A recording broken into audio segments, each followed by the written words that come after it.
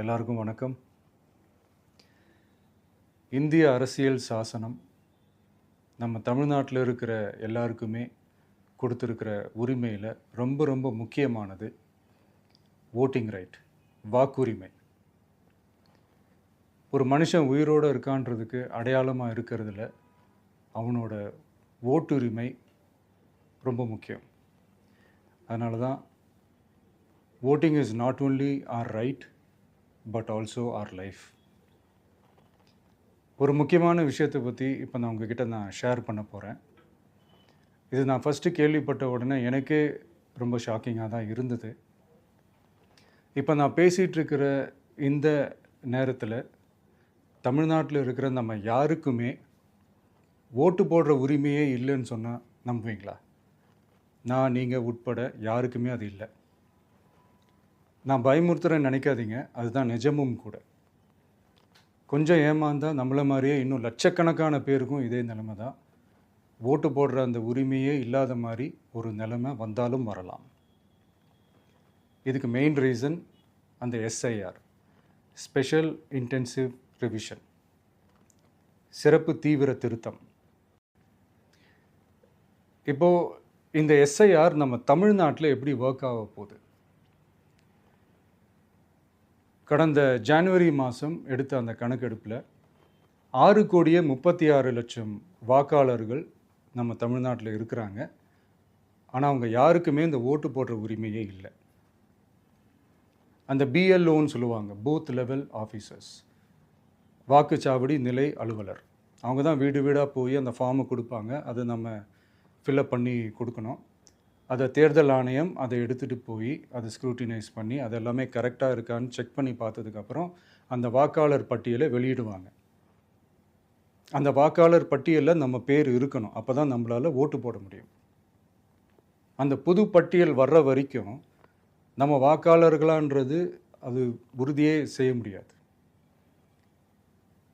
In case அந்த புது பட்டியலில் நம்ம பேர் இல்லைன்னா அது ஒரு தனி ப்ராசஸ், அது ஒரு தனி ஃபார்ம், அது ஒரு தனி கிளைம்ன்ற மாதிரி அது ஒரு வேறு வேலை. ஸோ இந்த மாதிரி நிறைய சிரமங்கள் குழப்பங்கள் இருக்கிறதுனால மக்களுக்கு இது மேலே ஒரு கன்ஃபியூஷன் ஒன்று இருக்குது. இது என்ன வெரிஃபிகேஷனா இல்லை ஒரு மறைமுக ரீரெஜிஸ்ட்ரேஷனா இல்லை இது வந்து ஒரு நியூ ரெஜிஸ்ட்ரேஷன் மாதிரியே தானா அப்படின்ற மாதிரி நிறைய கன்ஃபியூஷன் இருக்குது. அவங்க செய்ய வேண்டியதெல்லாம் ஒன்று தான். இந்த மாதிரி வீடு வீடாக போய் அந்த என்யூமரேஷன் ஃபார்ம் நம்ம ஃபில்அப் பண்ணி கொடுக்கும்போது அதுக்கான அக்னாலேஜ்மெண்ட்டை அந்த பிஎல்ஓ அந்த ஆஃபீஸர்கிட்ட இருந்து நீங்கள் வாங்கிக்கணும். அது ரொம்ப ரொம்ப முக்கியம். இது நான் சொல்கிறது வாக்காளர் பட்டியலில் ஆல்ரெடி உங்கள் பேர் இருக்கிறவங்களுக்கு நான் சொல்கிறேன். இப்போ புது வாக்காளர்கள், ஃபஸ்ட் டைம் ஓட்டர்ஸ், அவங்களுக்கு ஃபார்ம் 6ன்னு ஒன்று இருக்குது. அதை நீங்கள் ஃபில்அப் பண்ணி நீங்கள் உங்கள் ஏரியாவில் இருக்கிற சம்மந்தப்பட்ட அந்த உங்கள் அலுவலகத்தில் நீங்கள் டைரெக்டாகவும் சப்மிட் பண்ணலாம், இல்லை நீங்கள் ஆன்லைன்லேயும் சப்மிட் பண்ணலாம். அப்படி ஆன்லைனில் நீங்கள் சப்மிட் பண்ணிங்கன்னா அதுக்கான ஸ்க்ரீன்ஷாட்டை எடுத்து வச்சுக்கோங்க. ஃபோனில் மெசேஜ் வரும், அதை சேவ் பண்ணி வச்சுக்கோங்க. அப்ராடில் இருக்கிறவங்க கூட அந்த எஸ்ஏஆர் ஃபார்மை டவுன்லோட் பண்ணி நீங்கள் அதை ஃபில்அப் பண்ணி சப்மிட் பண்ணலாம். அதுக்கான அக்னாலேஜ்மெண்ட்டை வாங்கி வச்சுக்கோங்க. ரொம்ப முக்கியமாக உங்களோட பிஎல்ஓ அந்த ஆஃபீஸர் யாருன்னு தெரிஞ்சு வச்சுக்கோங்க. இந்த தேர்தல் ஆணையம் அந்த வெப்சைட்டில் போனீங்கன்னா அந்த பர்டிகுலர் பிஎல்ஓ ஆஃபீஸரோட ஃபோன் நம்பர் கூட நீங்கள் எடுத்து வச்சுக்கலாம். இன்கேஸ் உங்களை யாரையும் ரீச் பண்ணலை இல்லை உங்களுக்கு அந்த ஃபார்ம் கிடைக்கல அப்படின்னா நீங்கள் அவரை காண்டாக்ட் பண்ணி அந்த ஃபார்மை வாங்கி நீங்கள் ஃபில்அப் பண்ணி நீங்கள் சப்மிட் பண்ணலாம். ரொம்ப முக்கியமாக அதுக்கான அக்னாலேஜ்மெண்ட்டை வாங்கி வச்சுக்கோங்க. இது எல்லாமே சரியாக செஞ்சாலும் இந்த எஸ்ஐஆர் மேலே சில டவுட்ஸ் இருக்குது. அது என்னென்னா, இந்த 6,36,00,000 வாக்காளர்களுக்கு ஒருத்தர் விடாமல் இந்த ஒரே மாதத்துக்குள்ளே எப்படி எல்லாருக்குமே அந்த ஃபார்ம் போய் ரீச் ஆகும்? ஒன்று. ரெண்டாவது, நீங்கள் வரும்போது வீட்டை பூட்டிட்டு வேலைக்கு போயிட்டு என்ன பண்ணுறது? இப்போ நீங்கள் வருவீங்கன்றதுக்காக வேலையெல்லாம் விட்டுட்டு வீட்டுக்குள்ளேயே உட்காந்துட்ருக்கணுமா? ஸோ இதில் மெயினாக பாதிக்கப்பட போகிறது உழைக்கிற மக்கள், ஏழைகள், வேலைக்கு போகிற பெண்கள். இவங்களுக்கு யார் கரெக்டான அந்த பதில் சொல்ல போகிறது? ஒரு நியாயமான எஸ்ஐஆர்னால் என்ன நடக்கணும்? இப்போது இறந்து போனவங்கள மார்க் பண்ணி அதுலேருந்து delete பண்ணணும். இப்போ போலி வாக்காளர்கள் இருந்தாங்கன்னா அவங்கள மார்க் பண்ணி delete பண்ணணும்.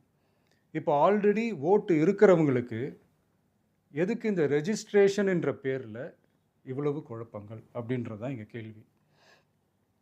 இப்போ புதுசாக வர்ற வாக்காளர்களையோ இல்லை ஓட்டு இல்லாதவங்களையோ சேர்த்தா பத்தாதா? இப்போ ரீசெண்டாக நடந்த இப்போ எலெக்ஷன் 2021, 24லாம் எப்படி எல்லாருமே ஓட்டு போட்டோம்? அதில் ஓட்டு போட்டவங்க கூட இப்போ புதுசாக ரெஜிஸ்டர் பண்ணணும்னா அது ஏன் அந்த கன்ஃபியூஷன் அப்படின்றதான் நாங்கள் கேட்குறோம். அதனால தான் நாங்கள் எஸ்ஐஆரை எதிர்க்கிறோம். இப்போ புதுசாக சில கம்ப்ளைண்ட்ஸ்லாம் வர ஆரம்பிக்குது. அது என்னென்னா முக்கியமாக நம்மளுடைய டிவிகே தோழர்களுக்கு அந்த ஃபார்ம் கிடைக்க மாட்டேங்குது, கொடுக்க மாட்டேன்றாங்க அப்படின்ற சில கம்ப்ளைண்ட்ஸ். இது யார் பண்ணுறாங்க அப்படின்றது நான் தான் சொல்லி தெரிய வேணும்னு ஒன்றும் அவசியம் இல்லை உங்களுக்கு. இப்போ இருக்கிற ஆட்சியாளர்கள் அவங்களுக்கு கைப்பாவையாக இருக்கக்கூடிய சில பேர் வந்து இதை செய்ய ஸ்டார்ட் பண்ணியிருக்கிறாங்க. அதனால் மைடியர் வர்ச்சுவல் வாரியர்ஸ், இதை வந்து சாதாரணமாக எடுத்துக்காதீங்க. இது எல்லாருக்குமே அந்த ஃபார்ம் போய் ரீச் ஆகணும். இதில் ரொம்ப உறுதியாக இருங்க. அதையும் மீறி உங்களுக்கு அந்த ஃபார்ம் கிடைக்கலன்னா இருக்கவே இருக்கும் ஆன்லைன். தேர்தல் ஆணையம் அந்த வெப்சைட்டில் போய் அந்த ஃபார்மை டவுன்லோட் பண்ணி நீங்கள் ஃபில்அப் பண்ணி சப்மிட் பண்ணலாம். உங்கள் வீட்டில் இருக்கிறவங்களுக்கு நீங்கள் செஞ்சு கொடுங்க, பக்கத்து வீட்டில் இருக்கிறவங்களுக்கு செஞ்சு கொடுங்க, தெரிஞ்சவங்களுக்கு, தெரியாதவங்களுக்கு, பழகினவங்களுக்கு, பழகாதவங்களுக்கு எல்லாருக்குமே நீங்கள் தயவு செஞ்சு கொடுங்க. அண்ட் ரொம்ப முக்கியமாக நம்ம ஜென்சி கிட்ஸ், நம்ம ஃபஸ்ட் டைம் ஓட்டர்ஸ், நம்ம புது வாக்காளர்கள், நம்ம நண்பா நண்பிகள், அவங்க ரொம்ப கேர்ஃபுல்லாக இருக்கணும். நான் ஆல்ரெடி சொன்ன மாதிரி உங்களுக்கான ஃபார்ம், அந்த ஃபார்ம் நம்பர் 6, அதை கரெக்டான டீட்டெயில்ஸோட கரெக்டான உங்கள் டாக்குமெண்ட்ஸை வச்சு அதை சப்மிட் பண்ணுங்கள். ஏன்னா வரப்போகிற தேர்தலில் நீங்கள் தான், அந்த ஜென்சி வாக்காளர்கள் தான் மிக முக்கியமான ஒரு ஃபோர்ஸ் அப்படின்றது எல்லாருக்குமே தெரிஞ்ச ஒரு விஷயம். அதனால் உங்களை டிஸ்டர்ப் பண்ணுறதுக்கு, உங்கள் பேரை அதில் இன்க்ளூட் பண்ணாமல் செய்கிறதுக்கு என்னென்ன வேலைகள் செய்யணுமோ, என்னென்ன தில்லுமுள்ளு வேலைகள் செய்யணுமோ எல்லாமே அவங்க செய்வாங்க. இது நமக்கு எல்லா திசையிலையும் எல்லா பிரச்சனைகள் கொடுத்துட்டு தானே இருக்கிறாங்க. அது டிஃபால்ட்டாக நடந்துட்டு தான் இருக்கும். அது ஒன்றும் பண்ண முடியாது. ஸோ அந்த மாதிரி ஓட்டு போடுற விஷயத்துலேயும் அவங்க என்ன மாறவா போகிறாங்க? இப்போ நான் சில மீட்டிங்ஸ்லலாம் ரிப்பீட்டடாக ஒரு விஷயம் நான் சொல்கிறேன்ல, 2 பேருக்கு நடுவில் தான் போட்டி அப்படின்ட்டு. அது மேடைக்கு மேடை அவங்க அதை ப்ரூவ் பண்ணிகிட்டு இருக்கிறாங்க. அதனால் தோழர்களே, வரப்போகிற தேர்தலில் நம்ம யாருன்னு காட்டணும், நம்ம பலம் என்னன்னு காட்டணும். அதுக்காக அந்த பலமான, அந்த பவர்ஃபுல்லான ஆயுதத்தை நம்ம கையில் எடுக்கணும். அந்த ஆயுதம் வேறு எதுவுமே இல்லை, ஓட்டு, வாக்கு, ஜனநாயகம். அது இருந்தால் தான் நம்ம அந்த வெற்றியை நோக்கியே நம்மளால் பயணிக்க முடியும். தமிழ்நாடே அந்த வாக்குச்சாவடி முன்னாடி திரண்டு நிற்கணும். அதை பார்த்துட்டு தமிழ்நாடே தமிழக வெற்றி கழகமா, இல்லை தமிழக வெற்றி கழகம் தான் தமிழ்நாடா அப்படின்ற மாதிரி இருக்கணும். வீடுன்னு ஒன்று இருந்தால் தான் ஓடு மாற்ற முடியும்னு அறிஞர் அண்ணா அவர்கள் சொல்லியிருக்கிறாங்க. அந்த மாதிரி ஓட்டுன்னு ஒன்று இருந்தால் தான் இந்த நாட்டையே காப்பாற்ற முடியும். அப்புறம் இன்னொரு முக்கியமான விஷயம், அந்த எனிமரேஷன் ஃபார்ம் நீங்கள் ஆன்லைனில் நீங்கள் ஃபில்அப் பண்ணும்போது அதில் ஒரு சில ப்ராப்ளம்ஸ் வர்றதுக்கு வாய்ப்பு இருக்குது. அது உங்களுடைய ஓட்டர் ஐடியில் இருக்கிற உங்கள் பேரும், ஆதார் கார்டில் இருக்கிற பேரும், அந்த ஸ்பெல்லிங், இனிஷியல்ஸ் எல்லாமே ஒரே மாதிரி இருந்தால் தான் அது அக்செப்ட் ஆகும், இல்லைன்னா அக்செப்ட் ஆகாது. அது கொஞ்சம் கேர்ஃபுல்லாக பண்ணுங்கள். அது கொஞ்சம் யூசர் ஃப்ரெண்ட்லியாக இருக்கலாமேன்னு கேட்டதுக்கு அதெல்லாம் முடியாது, அதுக்கெலாம் வாய்ப்பு இல்லை, அதுக்கெலாம் ஆளுங்க இல்லை, பண்ண முடியாதுன்னு ரிப்ளை பண்ணிட்டாங்க.